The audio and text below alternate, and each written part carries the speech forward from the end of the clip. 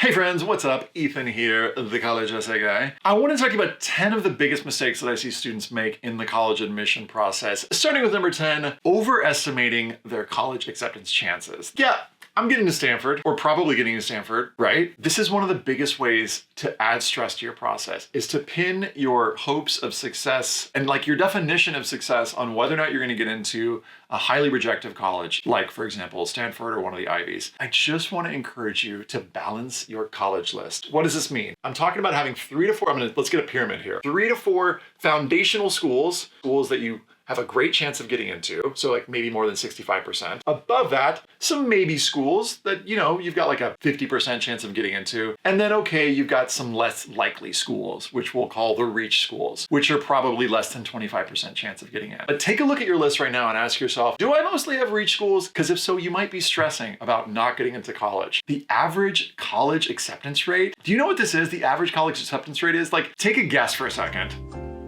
Okay, no, it's actually more like 65%. Most colleges accept most students. We just hear only about those highly rejected schools. Balance your college list. You'll find a link below this video on how to find colleges that you're likely to get into. Mistake number 9, I'm gonna give you the opposite advice because some of you are listening to this and you're like, oh, I already know I can't get into those highly selective schools. You might consider applying to a couple highly selective schools if they aren't even at all on your list. I'm talking specifically to students that I've worked with in the past who might be first generation or low income, and you're like, my family's never even talked about this school. There's no way I can get into that highly selective school, or I can't afford to go there. And I just wanna say, if this is you, this was me when I was applying to college. I was 17. I was like, there's no way I can apply to Northwestern. Look how much it costs. But if you are like me, and I was a 0 EFC kid, which is my estimated family contribution was gonna be $0 based on what my dad made, but I got into Northwestern, and then they were like, you need lots of money to go there? Ethan, we got you. And I was like, what do you mean you got me? And they were like, we're gonna pay for you to go there. It was a need-based scholarship. If you can get into these schools, if your family makes below a certain amount of money, they will basically not only pay for you to go there, they will pay you to go there in some cases. They will give you a little stipend. I don't know who needs to hear this, but hopefully somebody's out there going like, maybe I should add one of those highly selective schools to my list, or maybe you add a couple. Talk to your counselor about this, or check out the guide below if you're trying to figure out what those schools actually are. Mistake number 8 is misunderstanding or neglecting college affordability. These are the students who are like, you know what, I'll just apply to college and just like figure out money later. But actually, ahead of time, you can, number 1, build an affordable college list. You'll find a guide below this called the Paying for College Guide, written by the amazing Amanda Miller, that'll help you figure out which schools are likely to be affordable to you. Another tip you'll find in there is please fill out the federal application for federal student aid, aka FAFSA, which many people will pronounce FAFSA. And then the third thing I would say is you can apply for scholarships and you can use a scholarship essay tracker, and you'll find one of those linked below. Mistake number 7 is not doing enough research on the schools you're applying to. And this one is wild to me, but sometimes students will spend more time researching the headphones that they're gonna buy than the college that they're gonna go to, where they're gonna spend the next 4 years of their lives. I guess I get where they're kind of like, well, I don't know, I'll just apply to a bunch of schools. But research doesn't take as long as you think, especially now that there are so many incredible resources available for you to do research. But I wanna encourage you to do research for a couple reasons. First of all, get to know the place where you're maybe gonna spend the next 4 years of your life and raise the likelihood that you'll be happy there. Number 2, by doing some research, if you do it in a particular way, you can demonstrate interest to that college, and it can actually raise the likelihood that you'll get into that college. I'll link more to this in my guide to demonstrated interest below this video, but just know that as you're doing your research, if you're in touch with the college, you're going to info sessions, you're going on their website, you're opening their emails, these are things that, for better and for worse, the college is maybe tracking and could actually increase your acceptance chances. Third part, when you're doing all this stuff, if you're keeping track of your research and you're doing it in a relatively organized way, it's gonna actually save you time when you're writing some of those application essays, like your supplemental essays, like why do you want to attend a particular college? Do yourself a favor, start keeping track of all of your research. And yes, we have a resource for that. Linked below this, you'll find an essay tracker, and you'll also find a Why Us essay guide, and you'll see a simple way to track your research. Mistake number 6 is taking easy classes. When colleges are looking at your application, they're looking at the difficulty of your courses and how well you did in them. If you have to choose between a super easy class and a more challenging class, take the more challenging class,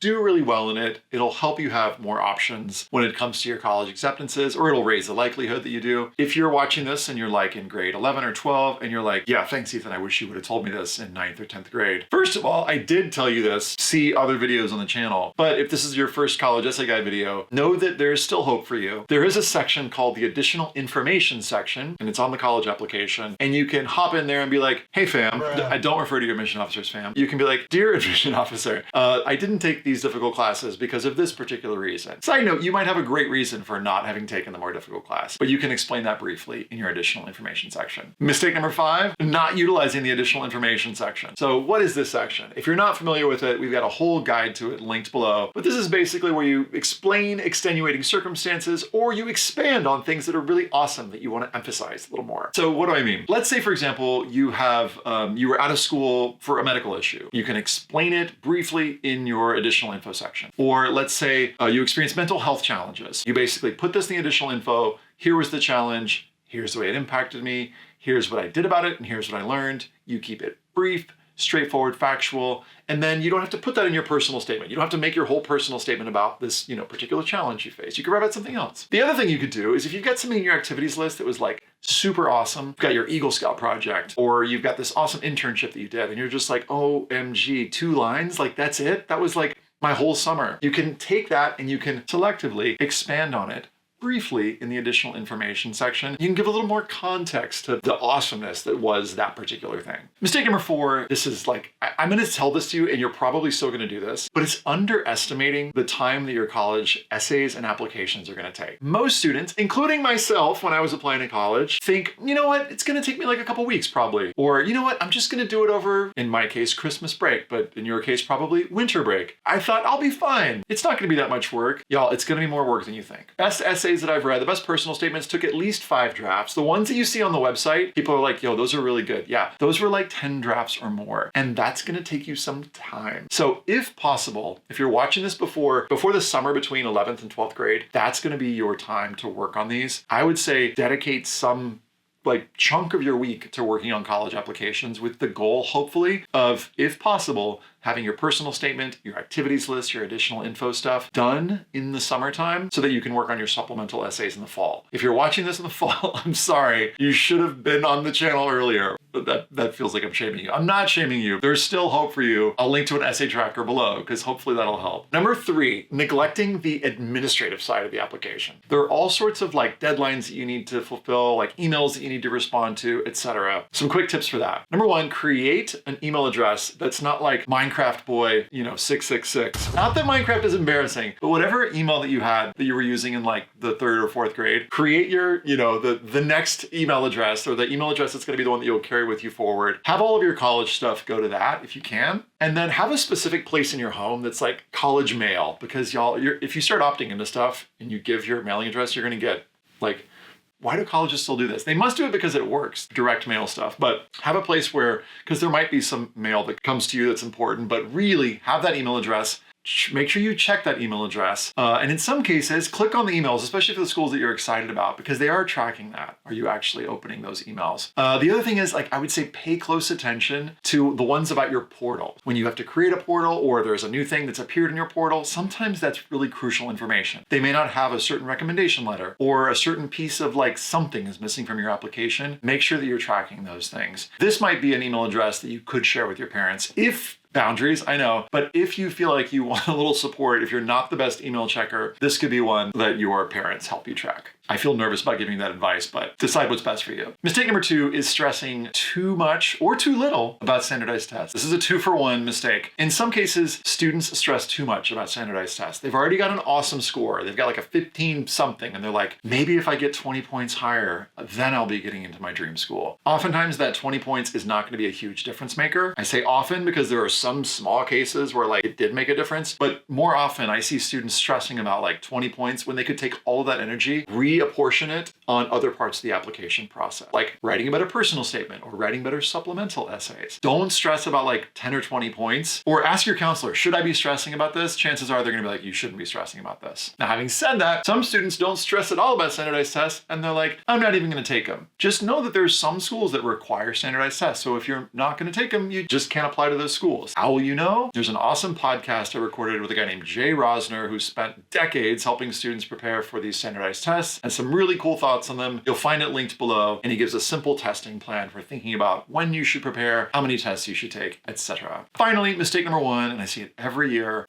students, I think, focus too much on thinking their application needs to be all about their achievements. It's just not true. Colleges want to know about your heart, your personality. They want to hear your vulnerability. You don't need to share your deepest, darkest secrets. That's true. But I feel like colleges are putting together a community. And I don't just feel this, I know this because they say this again and again and again. We're putting together a community, not just students who have crushed it and done amazing things. Although yes, put your amazing things in your activities list, but then rest assured that your amazingness is in your activities list, that it's doing the bragging for you. And then in things like your personal statement, I want you to show your heart, show the things that you care about, show that the qualities that you possess, things like initiative and things like your ability to collaborate with others, that these are qualities that you've been developing for, I don't know, a couple years, hopefully. And I want to encourage you to, back to an earlier tip, research the schools that you're applying to and consider weaving in some of those qualities that the college really vibes with. So let's say, for example, you're applying to a school like, I don't know, Caltech, and Caltech says, we are looking for students who are, who have a love of math. Well, it might be a good idea to weave in your love of math to your personal statement or to your supplemental essays. I don't want you to obsess about this because I do want to make sure that you're writing personal statements that work for lots of different schools, but I do want to encourage you to do a little research on those schools and to bring in with heart and personality, and yes, in some cases, vulnerability, how you've manifested those qualities in your life. You'll find lots more on that in my free guide to the personal statement, which I'll link below. It walks you through how to find an awesome personal statement topic, and you'll find tons more at collegeessayguy.com. If you'd like support on this process, by the way, I've got an awesome team that would love to support you. We'll put a link below. And if you're watching this and you're like, I can't afford one-on-one support, don't worry. We have an incredible program called the Matchlighters Scholars Program. If you identify as low income, we've got a whole amazing volunteer team of counselors ready to help you with 10 hours of free essay and application support. And yes, that's a real offer. So if this is like, especially in the summer months, is a great time to apply. In the fall, we tend to get busier. Fill that out. We'd love to work with you. All right, much love. Hope this was useful, and see you soon.